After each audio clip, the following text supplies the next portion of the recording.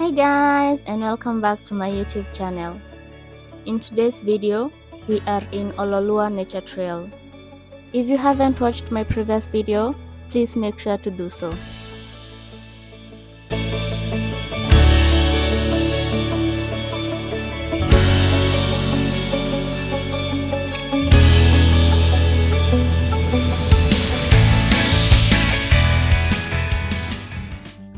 The Oloolua Nature Trail is part of the indigenous Oloolua forest. It was established by the National Museums of Kenya, providing a refreshing environment away from the city's hustle and bustle. Oloolua Forest is a crucial wildlife refuge and biodiversity area. The forest occupies over 600 hectares and is home to significant acreage of indigenous trees. The forest is part of the larger Ngong Forest Block, which comprises of Ngong Hills and Kibiko Forest Blocks. Although the forest is under the jurisdiction of the Kenya Forest Service, it has undergone grubbing claims. This has resulted in a section of leaders and Kajiado residents referred to as the Friends of Oloolua Forest to hold protests over the matter. I think it's really important to everybody who lives here and uses the forest in whichever way they do. This is our lungs. This is our lungs and our water. It's mazingira yetu. Yes. Oloolua Nature Trail is home to a waterfall, cave, camping site, picnic site, several plants and animal species. It is situated 20 kilometers from the city center in the current suburb and is open every day between 9 a.m. and 6 p.m. including weekends and public holidays. Once you get to the entrance, it is not too much of a walk before you get to the waterfall.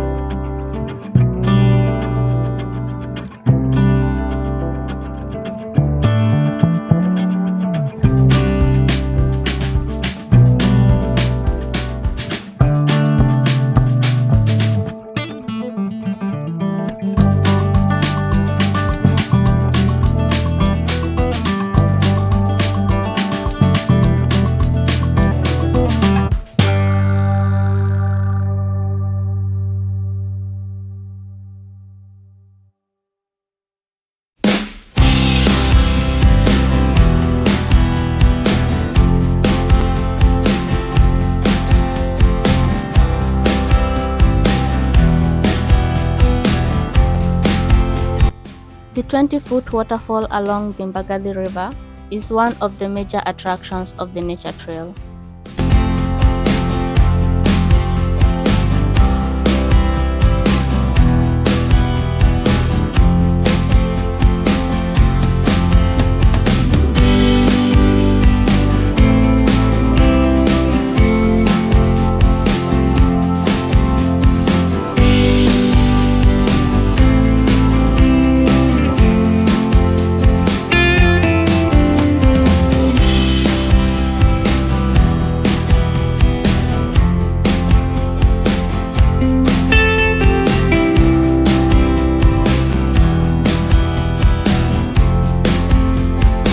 Going to the waterfall, there is a pinnacle that was developed a few years back for studying an eagle's home close by.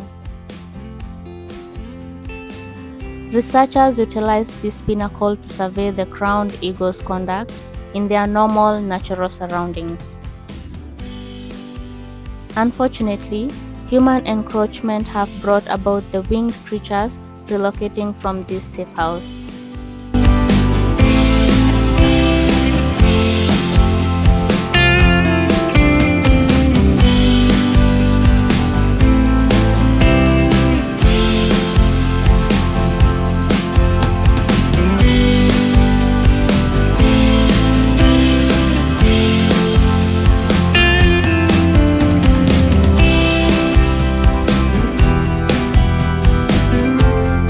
After the waterfall, you continue on to the trail and come across the bamboo resting point. Here you can get to rest to the sound of the river soothing you. Something unique about this area is that you have the opportunity to engrave your name on one of the bamboos, leaving a special mark for all to see. Continuing with your hike, next scenery you come across is the cave.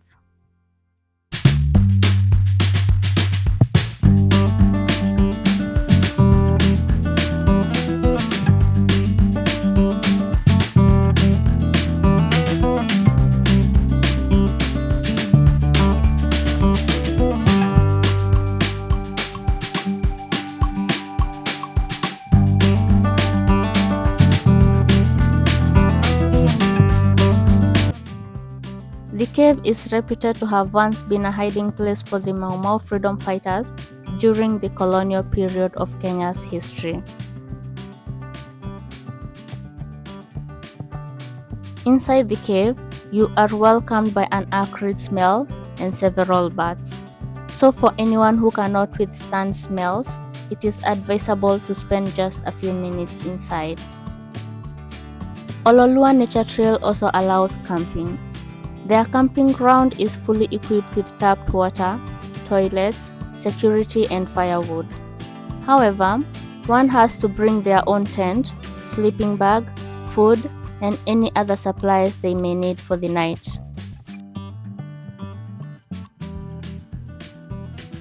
You can get to the trail by public or private means. For public means, take a matatu in the CBD heading to Ngong, alight at the current stage, then take another matatu or tuk-tuk and alight at the junction of Bogani Road and Karen Road near Karen Blixen Museum. The trail's gate is 300 meters to your left. A ticket to access the trail goes for 200 Kenyan shillings for Kenyan adult citizens and 100 shillings for children. As for residents, adults pay 400 shillings and children pay 200 shillings, while non-residents pay 600 shillings for adults and 300 shillings for children. The only acceptable mode of payment is by M-Pesa and through eCitizen. Something else to note is that no plastics, alcohol or smoking allowed beyond the gate. All in all, the trail was therapeutic and offered serene ambience.